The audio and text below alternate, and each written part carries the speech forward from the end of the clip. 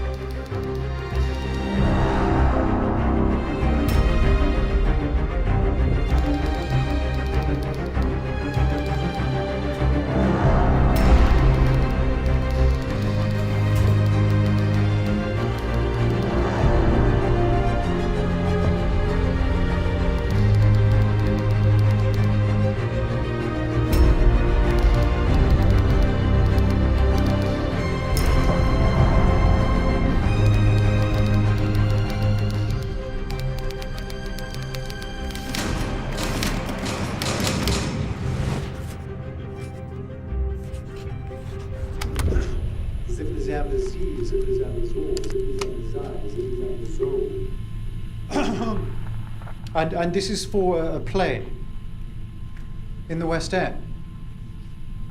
And will I be credited in the programme?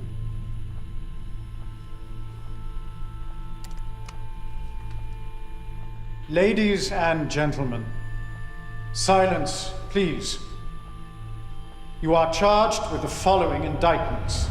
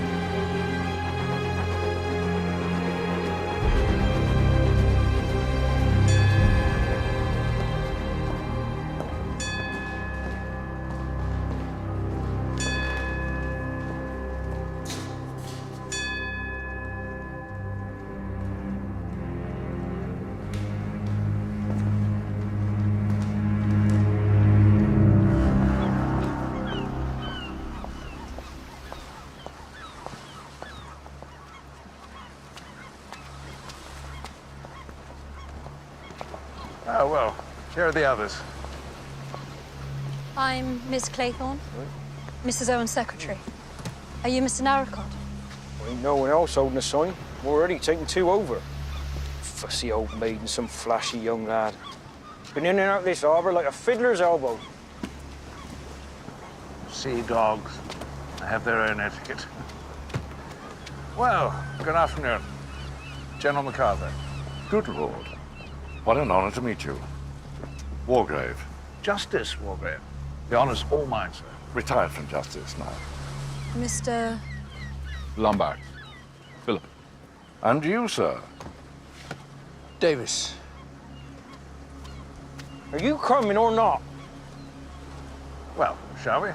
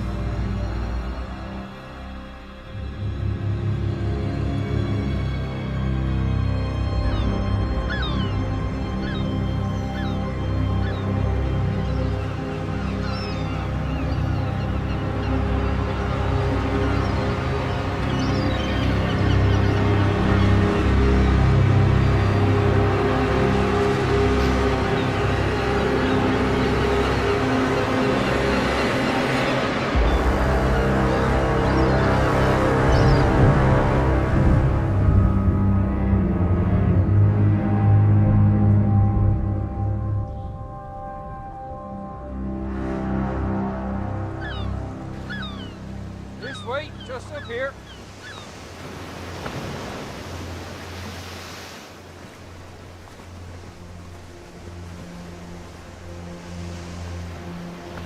Good afternoon. Welcome to Soldier Island. Right. Come along.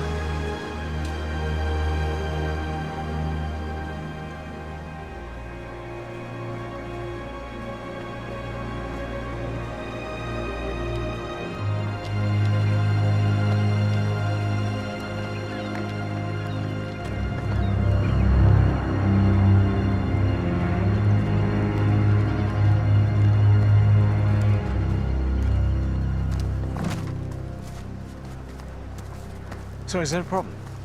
Well, that's as far as my field take me, sir. God's sake.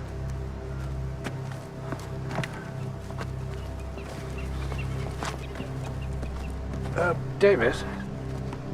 Davis? I'd be grateful. Of course.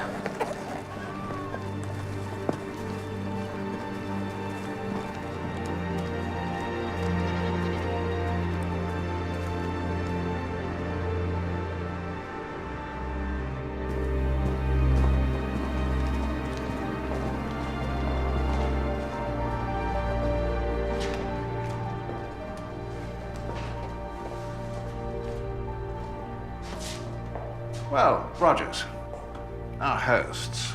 When can we expect to meet them? We should be a full house by tonight, sir. Ah, afternoon. Tony Marston. Well, I look forward to meeting you all at dinner.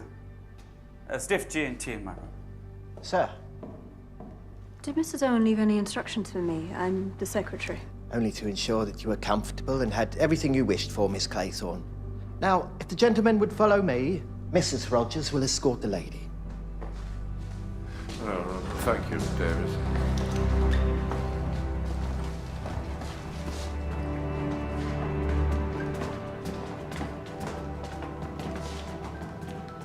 Did my friend Mrs. Mrs. Constance Culmington, did she change her plans, do you know? No, I'm afraid I don't. Ridiculously vague. Oh, I'm sorry, I only just recently got the job. No, not you, Miss Claythorne. I mean this whole arrangement. The Owens invited me here to meet my friend, and she's not even here. Very strange. Very strange indeed. Can I help you? Here. Oh, too kind.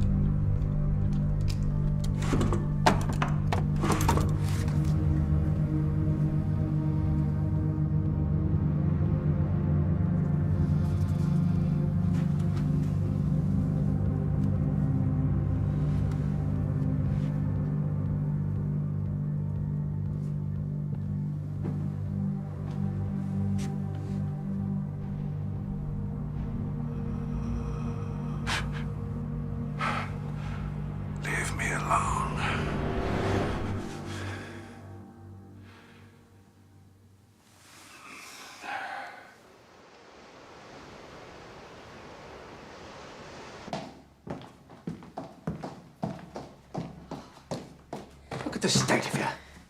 I've got to baste my beef. And my soufflés, Thomas. What about my soufflé? Well, I can't dress her, can I? Go on.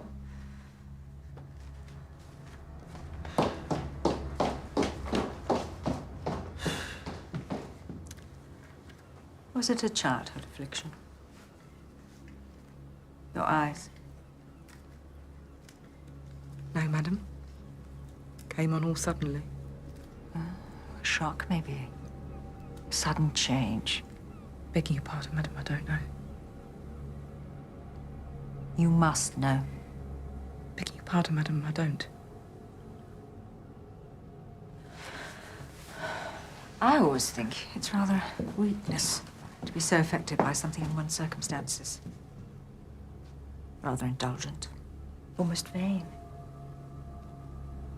We must be strong, Mrs. Rogers, especially in these times. We must be valiant and virtuous. We must be English women. Yes, madam. And a little advice. In future, a splash of eau de cologne before you come upstairs to attend on the ladies. I appreciate it's hot work in the kitchen, but there's no need to announce it quite so emphatically.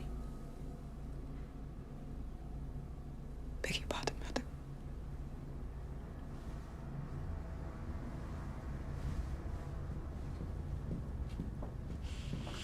Tinned goods. Troops.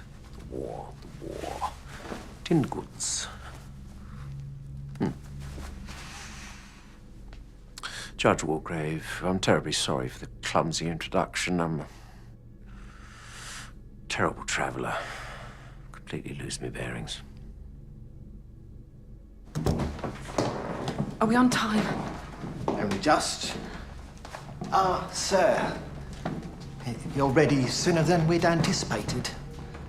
What's up there? Just roof space, sir. Sir, I've been advised that the footing isn't particularly sturdy up there. Best avoided, lest you make an unexpected entrance into one of the bedrooms, sir. By way of the ceiling. May I show you to the drawing room, sir? Perhaps an aperitif whilst you await the other guests. Ah, Mr. Davis.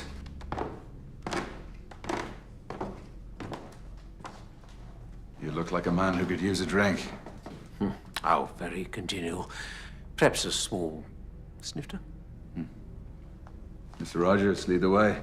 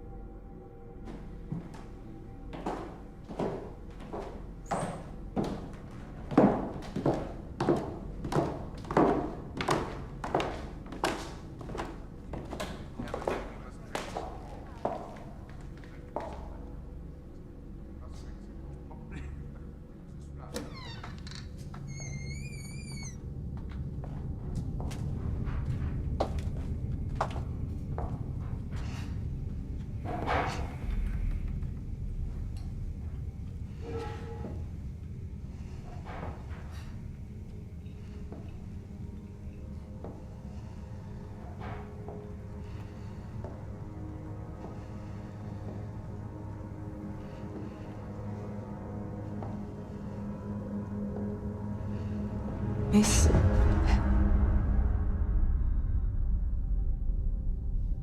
Is there something you're looking for, miss? Because this is the below stairs, miss. For staff. Well, I am staff. Miss, we had very strict instructions that you were to be treated as a guest. Guests don't come below stairs. It rather sounds as though you're asking me to leave. How many more are you expecting with the Owens? We shall know when they arrive. And how will you cope? Just the two of you? Rogers and myself is competent. More than. So, if you please.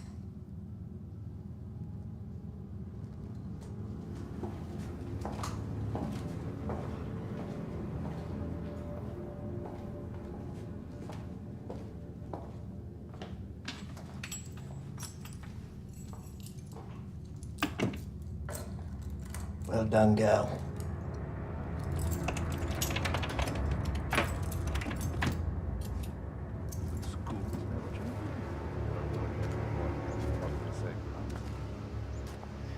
What an idyllic evening. The sky. How can one not believe in a creator? Davis. Emily Brett. Edward Armstrong.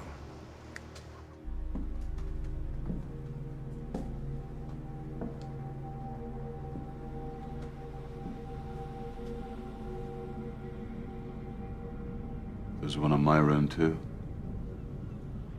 I imagine there's one in every room. Well, Soldier Island, it makes sense. It's amusing. I have a strong suspicion our hosts are inclined to whimsy.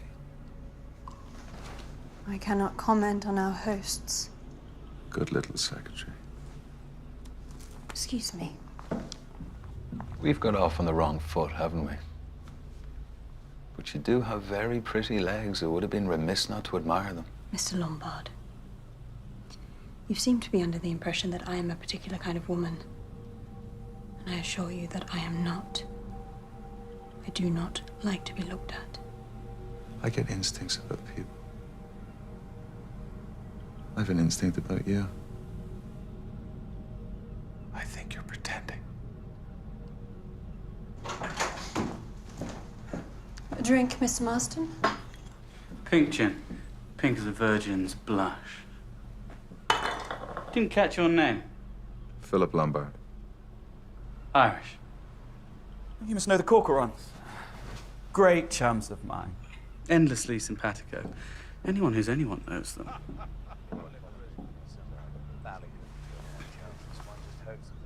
Are you a betting man, Lombard? It depends. At some point this evening, one of those crumbling old rogues will start talking about the war. And then they'll ask us both if we aren't damned sorry to have missed the last one and how we should be gung-ho to do our duty in the next. Not that there's going to be a next one. There's always a next one. So how about it? A bet? The odds are too short.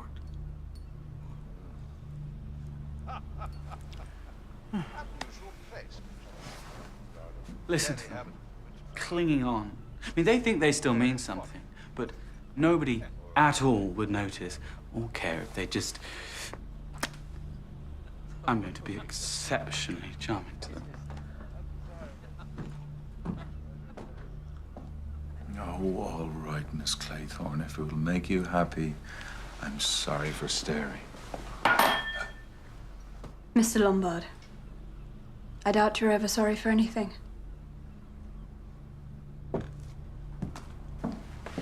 Smart girl.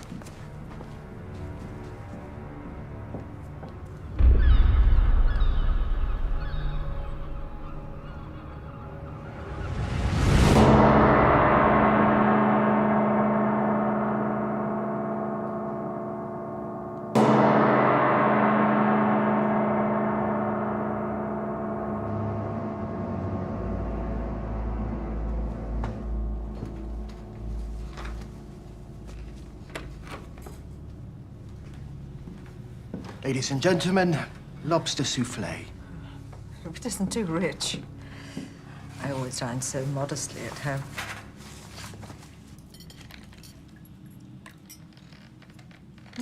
I won't, thank you. Thank you. We've met before, you know. Oh, forgive me, my memory is not what it was. Perhaps you gave evidence before me. No, it wasn't that. I'd remember that. Something else. It'll come to me. I'm not at all sure about these. They look very pagan. They're the 10 little soldiers. You know, from the poem. I know it off by heart. When I was a little boy, my nanny used to recite it to me. I imagine she wanted to terrify me into being good. Did it work? Yeah, I've always been a stickler. Yes, stickler for the rules. I was probably a rather dull boy. I really can't imagine that, Jim. Although you shouldn't call it a poem, Miss Claythorne. It's doggerel. Poetry should be uplifting. I agree with you, Miss Brent. Well, that just shows how wrong first impressions are. I didn't think you were the type of gentleman to appreciate poetry. Mr. Davis has hidden depths. Souffle's delicious. Very light.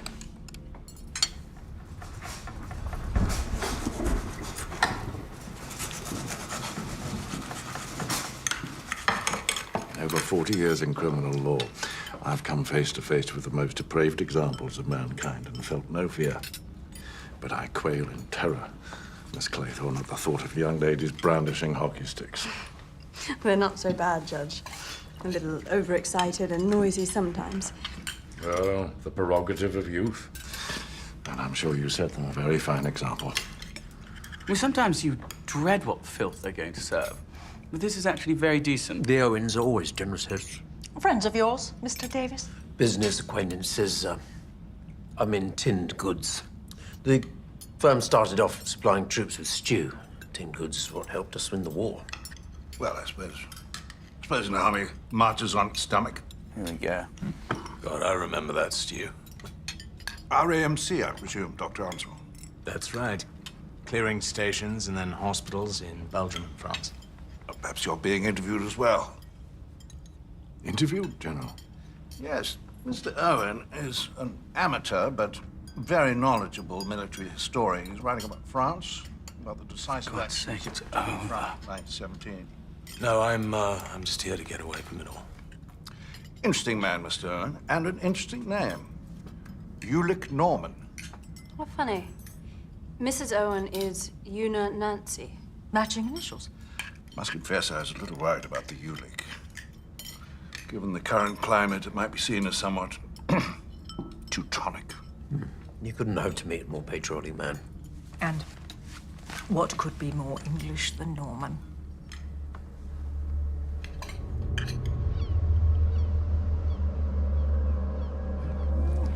Oh, it's magical. Mrs. Rogers has the gift. Well, she might look like the undead, but she can definitely cook. When might we expect the Owens? Have they not telephoned? There's no telephone on the island, madam. Mr. Narracott brings messages along with the post and kitchen supplies every morning, and I imagine tomorrow he will either bring a telegram from the Owens or they will accompany him. Rogers, give that Narcot chap a couple of bob, ask him to watch my car. It's parked up by the harbour. The Jensen. Of course, sir. I shall pass on your compliments to Mrs. Rogers. Look here, Davis. The Owens, are they fun-loving types? Fun-loving? Yeah, because there's something a tad off here. Now, I had a letter inviting me to a house party. Pretty young things. You know, champagne, music. And apart from Lombard, who looks like he could cut up a bit lively, the rest of you don't really look like fun-loving house party types. No offense. Your car, the Jensen. Oh, you saw her? Isn't she a beauty? I honestly can't imagine loving a person as much as I worship and adore the Jensen. You ran me off the road. No, I didn't. You ran me off the road. When? I was driving along, minding my own business, when you overtook me, going God knows how fast, and you ran me off the road. Well, I saw someone going at pitiful speed. I don't care, Marston. I think an apology and a handshake between gentlemen would be just the thing here. But I haven't done anything wrong. You ran me off the road. Well, I might have overtaken you, but my great aunt drives with more zip, and if you can't control your car, then you really shouldn't be behind the wheel. You little shit! You ran me off the road, and then you have the temerity to tell me it's my fault? Careful, old boy, getting a little red in the face there. Gentlemen, please, there are ladies present. I'm sorry. It's been a long week. You're right, General. A handshake between gentlemen. Come on, Armstrong. Put it there. Let's be pals.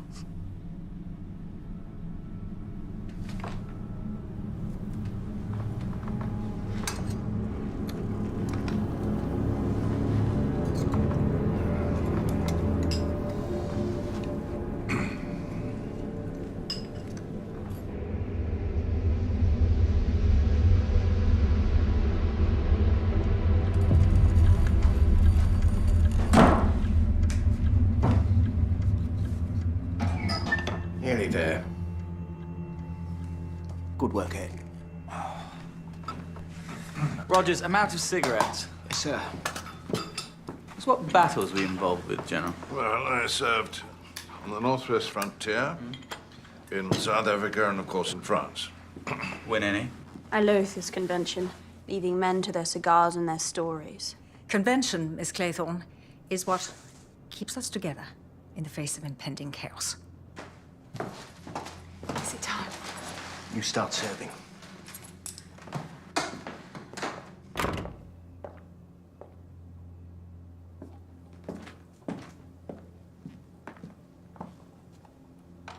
Oh, no. No, I'll pour the coffee. You must be very busy in the kitchen. Miss. Excellent dinner, Mrs. Rogers. The Owens are lucky to have you. I will certainly be telling them so. Thank you, madam.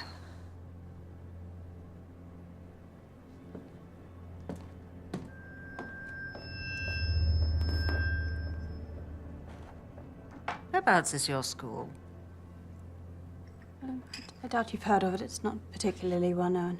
Not particularly good either. Why do you say that? Otherwise, you would not be needing employment in the summer months. Their fees are not high enough, nor is their pay. Not that I disapprove of you seeking employment and being busy, far from it. But why teach in a third-rate establishment, producing third-rate girls? Barely worth your time and attention, I would have thought. Ladies and gentlemen, silence, please. Who is that? You are charged with the following indictments. Edward George Armstrong, that you murdered Louisa Mary. Who is this? I don't know, sir. Emily Caroline Brent, that you murdered Beatrice Taylor. Who is this? What's the meaning of this? William Henry Blaw, that you did murder James Stephen Lambert. Vera Elizabeth Claythorne, that you did murder Cyril Ogilvy Hamilton. Philip Lombard, that you did murder 21 men, members of an East African tribe. John Gordon MacArthur, that you did murder Henry Richmond. Anthony James Marston. Let's go, Rogers. That you did murder John and Lucy Coombs. I haven't heard of him. Lawrence John Wargrave. That you did murder Edward Seaton. Get out of my way. Thomas and Ethel Rogers. That you did murder Jennifer Brady. Thomas. Prisoners of the bar. How do you plead?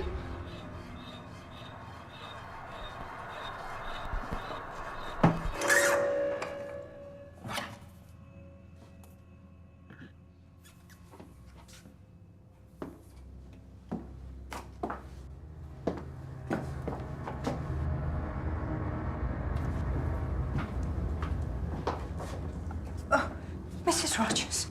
She just took a turn. I'll go fetch my bag. She'll be all right. I'll be the judge of that. A record? It's called Swan Song. The hell are they playing at? Huh? What the hell are they playing at? Your pals, the damn Let him go, Huh, Marston. He doesn't know them. He's not Davis.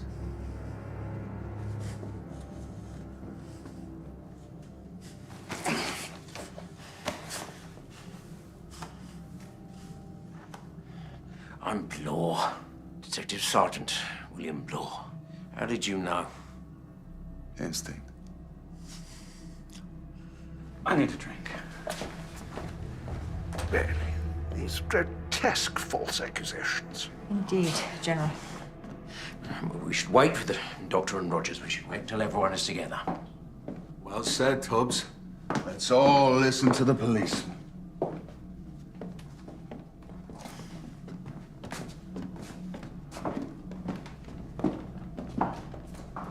Miss Claythorne?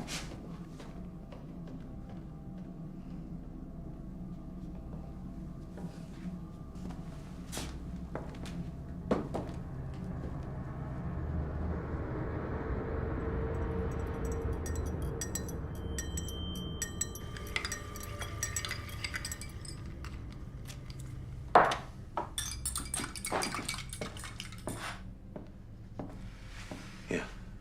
It's mild, but it will help you sleep.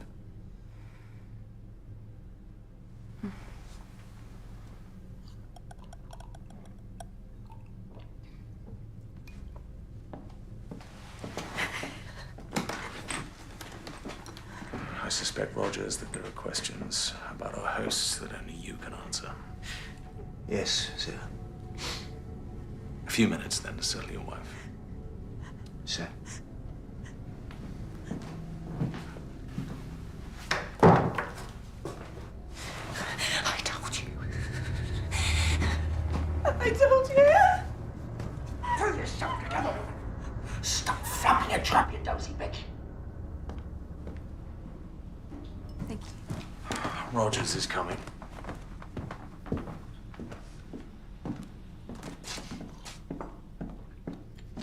Well, Rogers? See, on my instructions, to put the record on at such a time. We were told it was to be a surprise, a party game. Some party game. You were in the room with us. There's a delay on the record. Somebody went to a lot of time and expense. If I'd known what was on the record, I'd never been a part of it. What is said about me and Mrs. Rogers, never. Nothing in it, then. Miss Brady were like family to us. We did everything for her.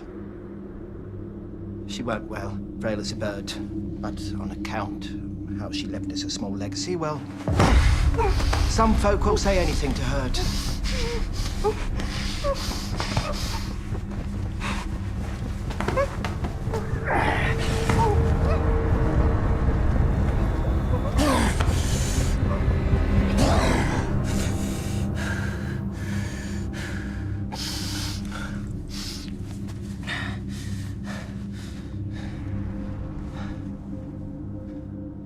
There's a lot of jealousy amongst domestic service, I'm afraid to say. Below stairs is very often a nest of vipers. Thank you, Rogers. We'll ring if we require anything further.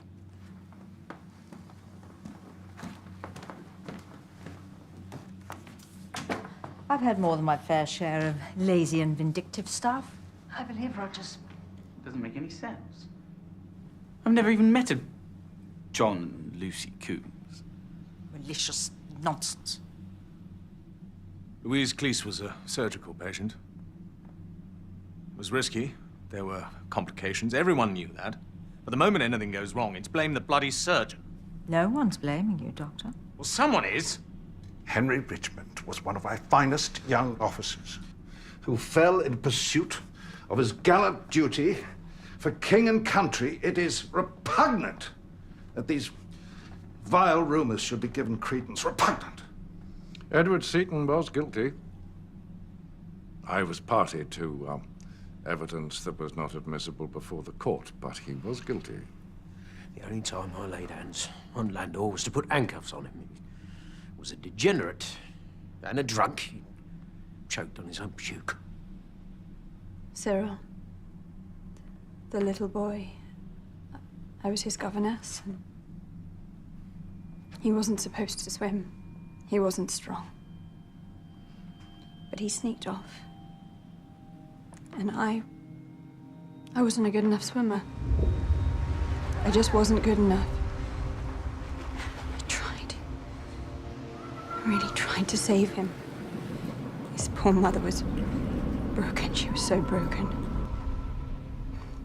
I had to be rescued. I almost drowned. You could say something like this. Some sort of vicious joke. Well, if that's your sense of humor, there's something wrong with your wiring. Time for the funny farm. It was pinpoint accurate about me. 21 men. I always thought someone would blab. It's amazing how people get an attack of conscience when they're safely tucked away in their beds.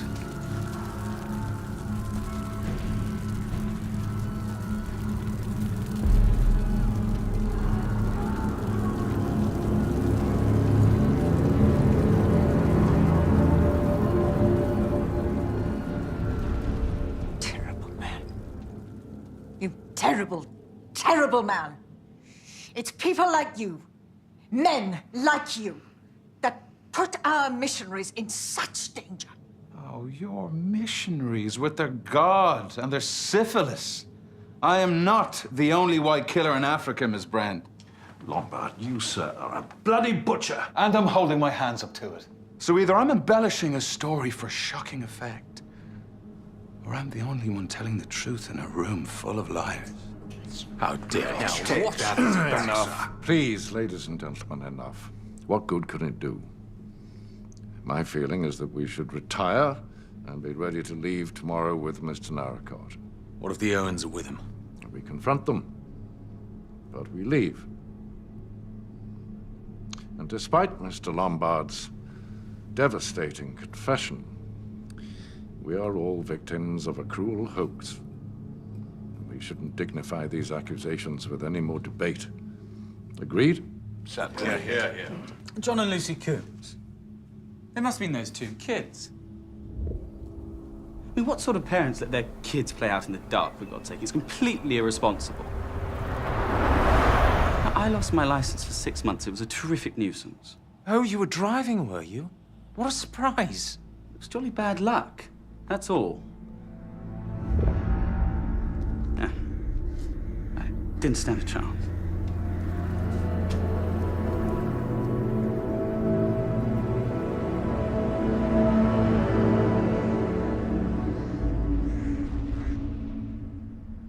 Those poor children. You're a bloody maniac, Marston. I wasn't even driving that fast. You can't, not in England. It's not like the continent. I mean, they understand motoring over there. Say what you like about the crowds, but their roads are magnificent. The Jensen loves them. I can really open her up and let her rip.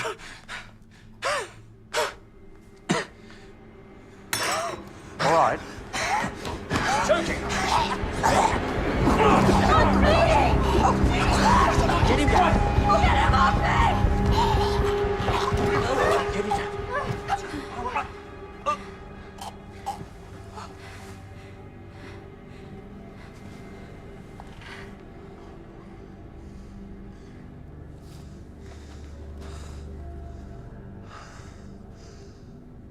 He's dead.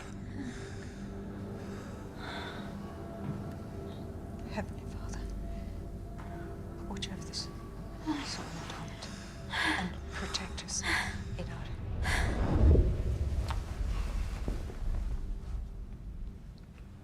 Right, well, after you, ladies.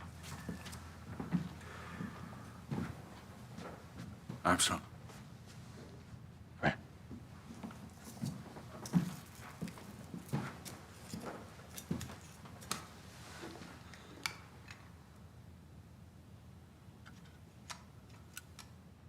Ah.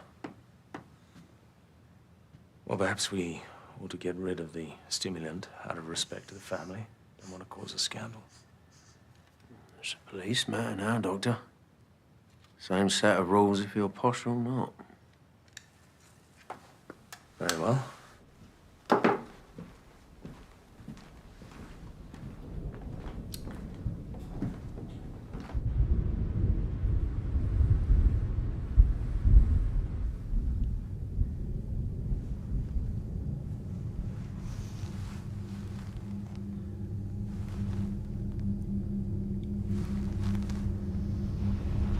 We're damned, Thomas. We're damned. We're going to hell.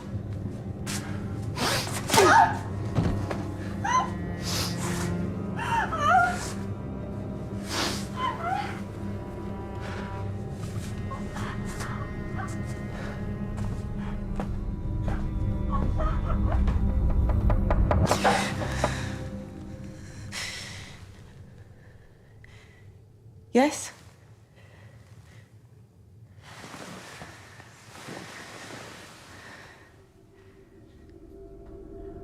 Who is it?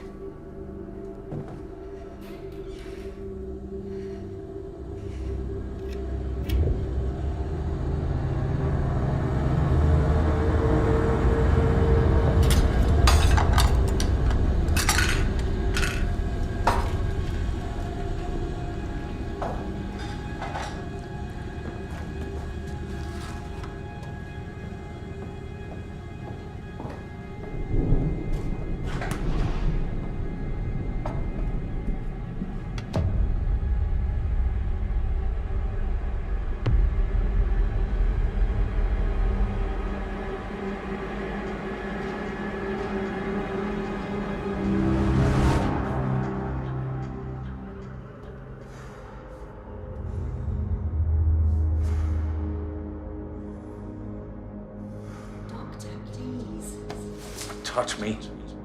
I know what I'm doing.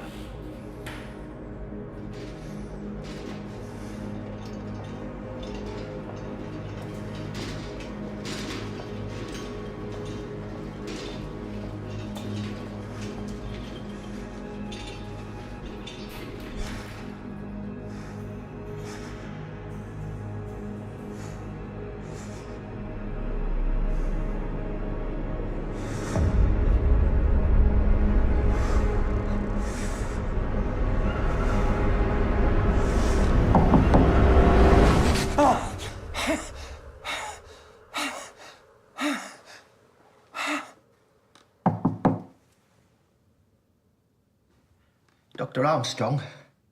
Yes? What is it? Can you come, please?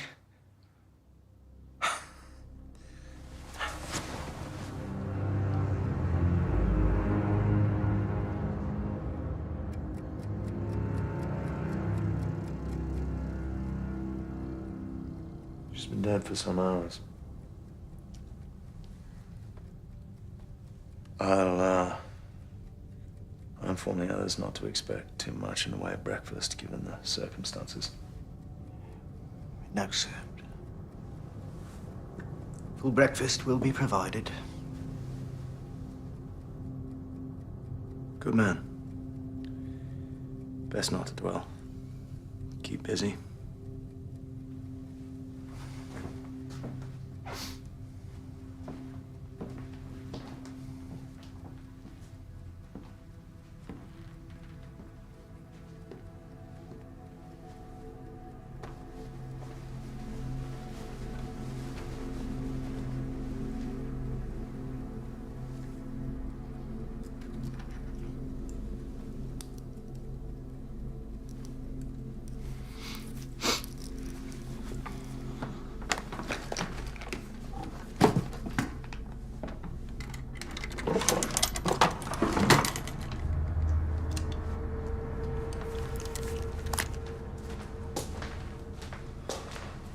Dr. Armstrong. I heard you get up. Has Mrs. Rogers got worse? Somewhat. She's dead. Dead? Died in her sleep. It's quite peaceful. Nothing to be alarmed about. Oh, wait. Wait, I came down here to wait for you and I saw this. Please.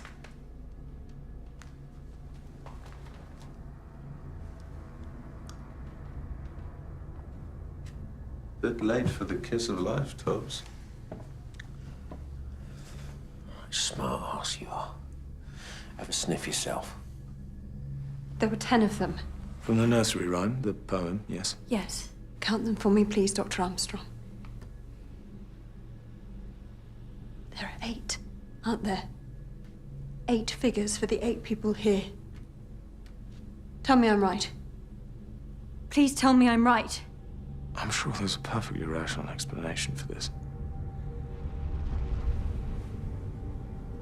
Almonds. Almonds be buggered. Cyanide. I trust you're not going to unravel on us, Miss Claythorne. Hysterical women are so boring.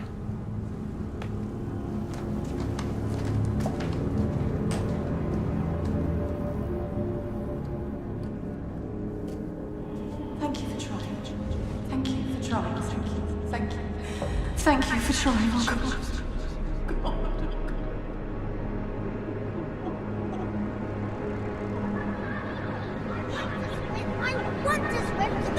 Cyril, darling, you know you can't. You're not strong enough. I am. Cyril, behave yourself. Listen to Miss Claythorne, dearest. No! Oh, that's incredibly naughty. I'm so sorry, Miss Claythorne. Oh, dear, he's getting all worked up. Cyril, you will make yourself ill. What's all this now? Uncle Hugo! I can hear you shouting from miles away, you young rascal. Oh, thank heavens, in the nick of time. Olivia, you look absolutely radiant, as ever. Empty flattery. I'm completely raddled and utterly hideous. I don't believe I've had the pleasure.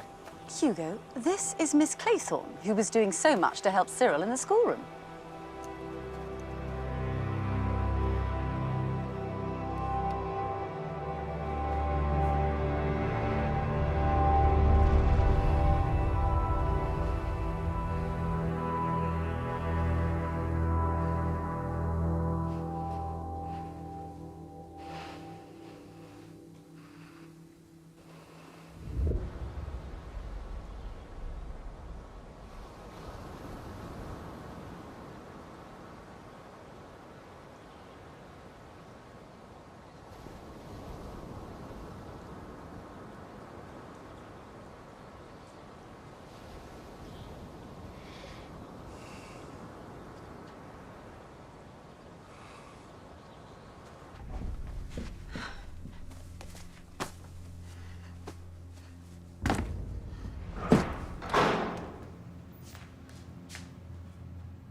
Have you been for a paddle, General? What are you, Lombard? A mercenary? Gun for hire? Soldier? Not from any army I'd recognize, but still. Soldier of sorts. You don't need to worry about what I am. There's always a moment, isn't there? Before the attack. The advance, the bombardment, the chaos. A moment of absolute calm. Listen. Doesn't this feel like that moment? I was never a man for calm, General. We can't see the harbor from here. Which means they can't see us. We are cut off. Rats in a barrel. This is the peace before the carnage.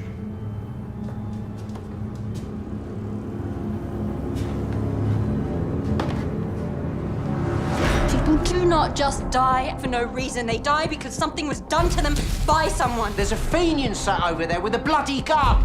No one's coming for us. This is the end. Don't you dare touch my possessions. What have you got to hide? Whole morning, clearing up dust. You've got some right brass neck.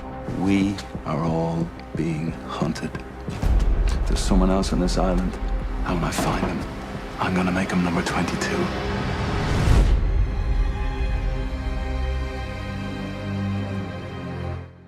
And Then There Were None continues at 9 tomorrow here on BBC One.